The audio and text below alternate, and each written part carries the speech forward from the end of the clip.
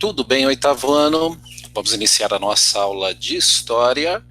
E a nossa aula, nós vamos dar continuidade ao módulo 11, onde nós estamos trabalhando a vinda da família real para o Brasil. Nós estamos aí no início do século XIX. Só para lembrá-los, né, a condição ela foi imposta da vinda da família real para o Brasil porque Portugal, e não podia ter feito isso, né? Portugal, a não aceitar as condições do bloqueio continental imposto por Napoleão Bonaparte, na época que Napoleão estava conquistando toda a Europa e tinha o intuito, o objetivo e a estratégia de enfraquecer a Inglaterra através do comércio, né, da não circulação de suas mercadorias, então foi colocado para Portugal a condição de aceitar esse bloqueio continental. Como Portugal então não aceita, e Portugal ele é escoltado pela Inglaterra até a sua principal colônia, que no caso era o Brasil, né?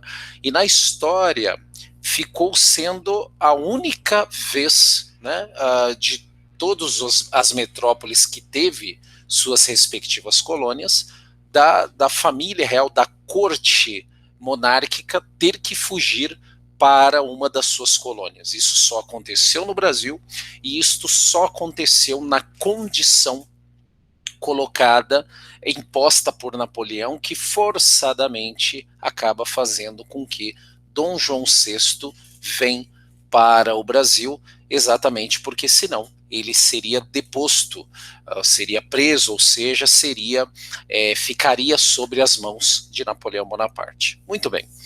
Quando, então, Dom João VI chega aqui, é claro que ele também não sabia, né, o tempo de permanência que ele teria no Brasil.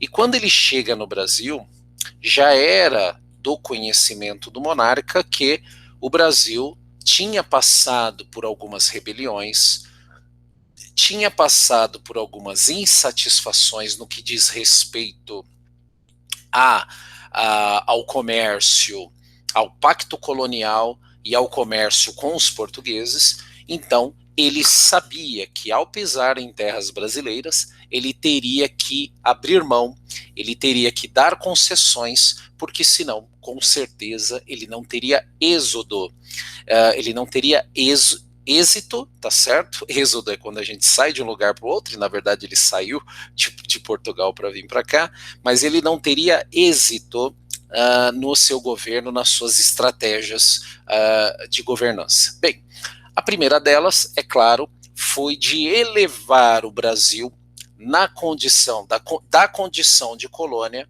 O Brasil passa a ser elevado a Reino Unido, a Portugal de Algarves, né? Então, ele intitula isso, né? Ele decreta isso, e aí isso já dá um status para o Brasil que deixa de ser colônia. Tá?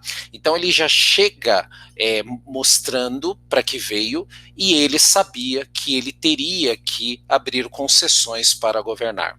Na aula que nós vamos ter, então, portanto, nós vamos conhecer mais essas concessões e vamos conhecer, dentro dessa importante passagem da história do Brasil, nós vamos conhecer quais foram as estratégias que ele utilizou para poder governar e, posteriormente, deixar o seu filho aqui quando o mesmo é solicitado urgentemente para retornar a Portugal. Vamos lá, então. Página 134. Peguem a sua apostila, marca texto em mãos, como a gente sempre está acostumado a fazer, caderno do lado para fazer anotações, que é importante na minha fala, e vamos aqui tocando, né? Tocando a nossa disciplina, tocando o nosso módulo e o nosso ano da melhor maneira que podemos, né? Então vamos lá. Brasil, Reino Unido, já na condição que eu coloquei aqui, né? Com a transferência da corte portuguesa para a América, o Brasil tornou-se a sede do governo português.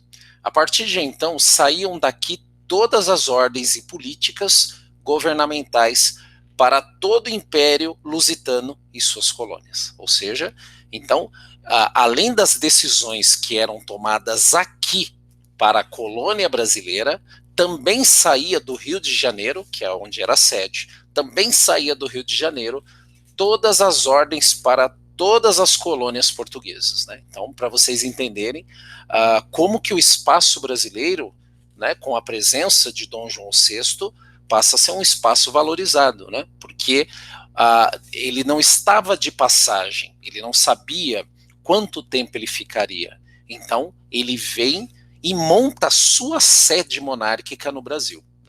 Continuando, então, ao transformar em sede da monarquia, na prática, o Brasil deixou de ser colônia, mas, para assegurar essa nova condição, em 16 de dezembro de 1815, Dom João assina um decreto que eleva o Brasil na condição de Reino Unido de Portugal e Algarves, né? Ou seja, para não ficar uma coisa só de fala, ele decreta, e esse decreto já traz bom ânimo, principalmente àqueles que estavam insatisfeitos, principalmente, uma coisa que pegava muito, Oitavano, era o tratamento que Portugal tinha, os comerciantes portugueses tinham em relação ao Brasil, né? Então, muitos colonos acreditavam que com essa medida as coisas, as negociações pudessem ter um outro caminho. Vamos seguir então. A medida garantiu autonomia administrativa e política para o Brasil, colocando o novo reino em condição de igualdade em relação à sua antiga metrópole. Para atender essas novas funções, foi necessário implantar no Rio de Janeiro toda uma estrutura administrativa, órgãos do governo, funcionários, né? Ou seja, tudo o que tinha lá precisou ser imitado aqui, para que as coisas pudessem ser administradas, documentadas e tudo aí nesse sentido, né? Todas essas instituições, e outra coisa, foram criados que imprensa, obviamente, né, para que os decretos pudessem chegar para o povo, bancos, museus, bibliotecas, teatros, né? Ou seja, Dom João VI ele tentou fazer do Brasil, ou pelo menos do Rio de Janeiro, tudo muito próximo à realidade que ele tinha em Portugal. Sem contar que a biblioteca, é claro, só traria livros e dizeres valorizando o povo português e valorizando que a chegada deles no Brasil foi algo que somou e não algo do ponto de vista exploratório. Então também tem uma questão aí de aculturar, né, o povo brasileiro fazendo todas essas transformações na área urbana, né, na área da cidade, né. Vamos continuar aqui. Todas essas instituições eram consideradas essenciais ao padrão de comportamento de uma corte europeia. E aqui eu vou ler esses dois partes porque é importante. Eu estava até falando da biblioteca, né, e da questão funcional que os livros vão ter. Vamos entender mais a fundo, então. Ele fala assim: a família real já se encontrava no Brasil quando Dom João ordenou que os 60 mil volumes da Biblioteca Real Portuguesa fossem trazidos de Lisboa. Para transportar todo esse acervo, foram necessárias 3 viagens de navio, olha só, de 1810 a 1811. E, em tempo em que não havia muitos centros de conhecimento formal, as bibliotecas eram consideradas estratégicas. Nelas era possível encontrar informações relacionadas às muitas áreas do conhecimento. O próprio funcionamento da estrutura administrativa dependia de informações registradas nos livros. Então, só para vocês entenderem que a biblioteca, ela era parte da corte, ela fazia parte, olha só, principalmente por decisões que acabavam chegando em todo o povo, em toda a colônia, né? Eu falo colônia, mas já na condição de Reino Unido. Então, olha só a importância que os livros tinham naquela época. Eram através deles que leituras eram feitas para a tomada de decisões políticas, né? Então é importante registrar isso, né? E registrar a história e a importância das bibliotecas, né? E aí ele termina dizendo aqui: muitos cargos administrativos foram ocupados pelos cortesãos lusitanos, que acompanharam Dom João em sua mudança para o Brasil. No entanto, a presença da realeza no Rio de Janeiro despertava a curiosidade e o interesse de locais e estrangeiros que buscavam cargos na administração, privilégios econômicos e até mesmo concessões de títulos de nobreza e condecorações, né? Então, é interessante que esta imagem, né, ela é muito simbólica nesse sentido, né? Notem que ela foi produzida para ter essa mensagem, né, das pessoas fazendo fila, beijando a mão do monarca e também se colocando, entre aspas, à disposição para trabalhar a serviço da corte. Mas, na verdade, eles estavam mesmo atrás de cargos, atrás de privilégios, né? Tentando aproveitar uma oportunidade única de um monarca estar em uma colônia que deixa de ser colônia via decreto e passa a ser Reino Unido.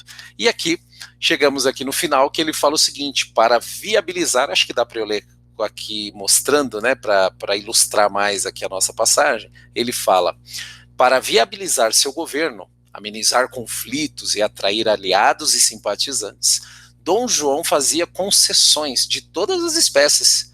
Era um toma lá da cá, né? Engraçado, parece que hoje ainda acontece a mesma coisa, né, oitavo ano? Que coisa. Olha só de onde veio, né? A ideia da troca de favores, principalmente na política. Olha só de onde começa isso, que agradava a realeza e os privilegiados, mas quase sempre onerava os cofres públicos, né? Nossa, hoje em dia parece estar um pouco igual, né? Para atender às demandas do governo, da corte e aos pedidos dos amigos do rei, quase sempre era necessário promover a elevação ou a criação de novos tributos. Olha que interessante, até hoje o Brasil é um dos países que mais paga imposto no mundo. Será que vem daqui?